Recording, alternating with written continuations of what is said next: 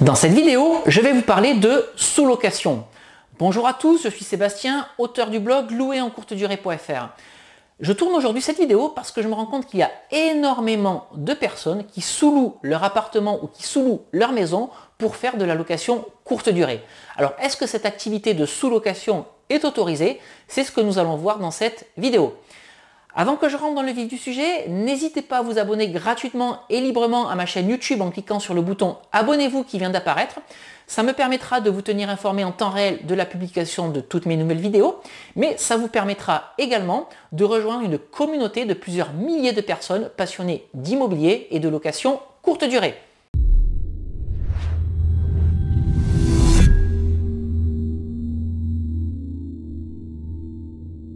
Alors il y a quelques jours, je suis tombé sur un article de la Tribune et d'ailleurs je vous mets le lien de cet article dans la description juste en dessous de cette vidéo.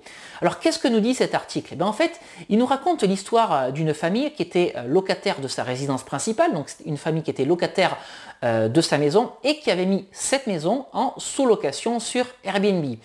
Alors l'article ne nous dit pas comment les propriétaires se sont rendus compte de cette activité de sous-location, mais le fait est, c'est qu'aujourd'hui, les propriétaires de la maison demandent l'expulsion des locataires et ils demandent dans un deuxième temps à ce que les loyers issus de l'activité de sous-location leur soient rendus. Et donc ce que je voulais vous dire dans cette vidéo, c'est que la sous-location, elle est interdite sans avoir l'accord du propriétaire, ça c'est un premier point. Et le second point, c'est que vous ne pouvez pas gagner de l'argent avec une activité de sous-location. C'est-à-dire que les loyers issus de l'activité de sous-location ne doivent pas être plus importants que le loyer principal. Et il y a d'ailleurs deux lois qui sont venues régir cette activité de sous-location. La première loi, c'est l'article 8 de la loi du 6 juillet 1989 qui interdit l'activité de sous-location pour toutes les locations vides. Et en fait, il y a la loi ALUR du 27 mars 2014 qui est venue homogénéiser tout ça, qui dit que l'activité de sous-location, elle est interdite désormais également pour les locations meublées.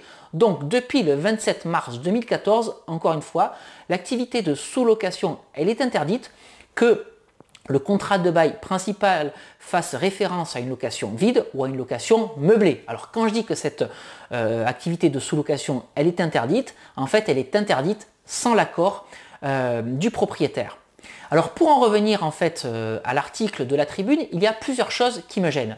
Si vous me suivez, vous devez savoir que l'activité de location courte durée, en fait, elle est extrêmement réglementée. Vous ne pouvez pas faire de la location courte durée dans toutes les copropriétés. Il faut que le règlement de copropriété l'autorise. Mais une fois que le règlement de copropriété l'autorise, il y a tout un tas de démarches administratives à effectuer. Vous devez dans un premier temps vous déclarer auprès du greffe du tribunal de commerce de votre ville ou auprès du service des impôts et des entreprises, ça c'est une première chose, mais vous devez également ensuite faire des déclarations en mairie, vous déclarer auprès de la police administrative, vous déclarer auprès de l'urbanisme et vous déclarer auprès de la direction de la fiscalité locale. Et pour peu que vous habitiez une ville de plus de 200 000 habitants, il est possible que la commune vous demande une surface de compensation. Et moi, ce qui me gêne finalement, c'est qu'au regard de toutes ces démarches à effectuer, il y a des personnes en fait qui pratiquent la sous-location en courte durée sans demander l'accord du propriétaire, mais en plus en s'affranchissant de toutes les démarches administratives pour être conforme à la réglementation en vigueur. Honnêtement, ça c'est quelque chose qui me gêne. Et si on en croit l'article, ne serait-ce qu'à Paris, il y a 30 000 logements, donc 30 000 personnes qui exercent cette activité en toute illégalité. Maintenant, je voulais revenir sur les propos du journaliste par rapport à l'histoire de cette famille qui avait sous-loué sa résidence principale. Voici ce qu'écrit le journaliste dans l'article. Si le juge accorde le remboursement au propriétaire du montant correspondant au loyer perçu de façon illégale par le locataire, cela pourrait remettre en cause tout le système de la plateforme Airbnb. En effet, bien que cette procédure ne fasse pas jurisprudence, certains locataires pourront désormais risquer de perdre l'argent perçu illicitement sur le dos de leur propriétaire.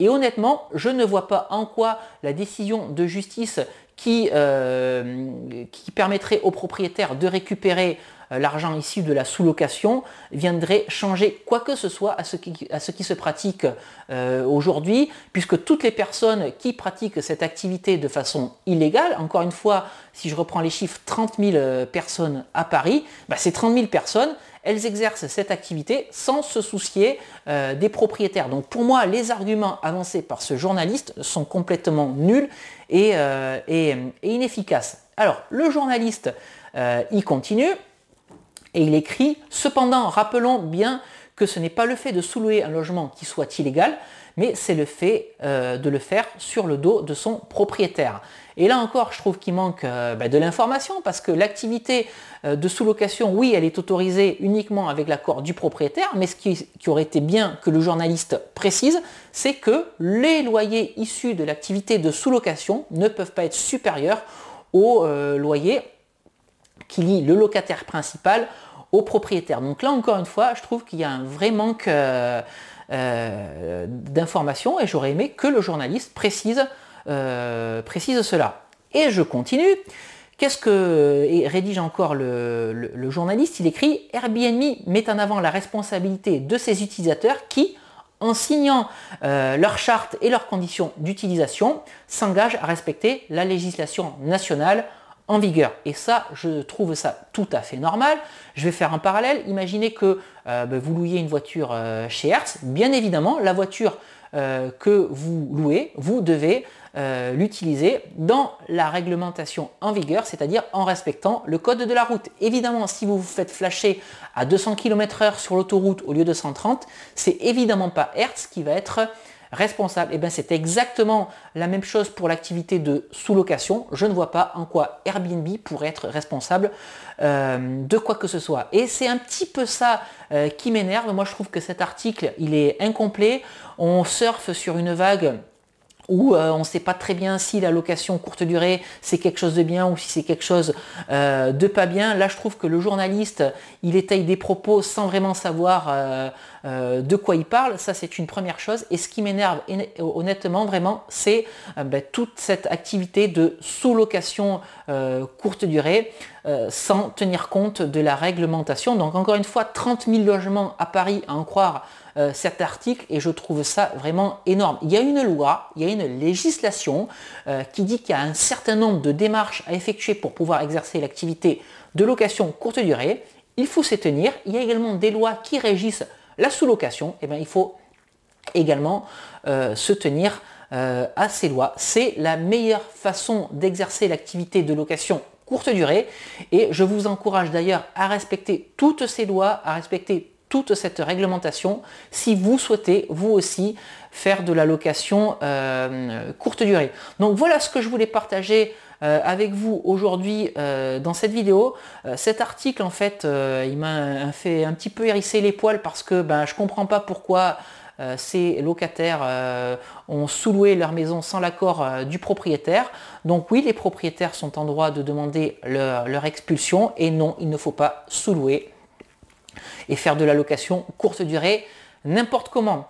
Voilà, écoutez, j'espère que cette vidéo vous aura plu. Alors je sais que peut-être que son contenu par contre ne plaira pas à tout le monde, mais je voulais quand même vous rappeler un certain nombre de choses parce que peut-être que vous exercez cette activité sans savoir que vous êtes en dehors des clous, sans savoir que vous exercez l'activité de location courte durée de façon totalement illégale. Alors si cette vidéo malgré tout vous a plu, n'hésitez pas à la liker, n'hésitez pas non plus à la partager. Et puis je vous rappelle que si vous souhaitez en savoir plus sur l'immobilier et sur la location courte durée, vous pouvez me suivre sur mon blog louerencourtedurée.fr, mais vous pouvez également vous abonner librement et gratuitement à ma chaîne YouTube en cliquant sur le bouton abonnez-vous.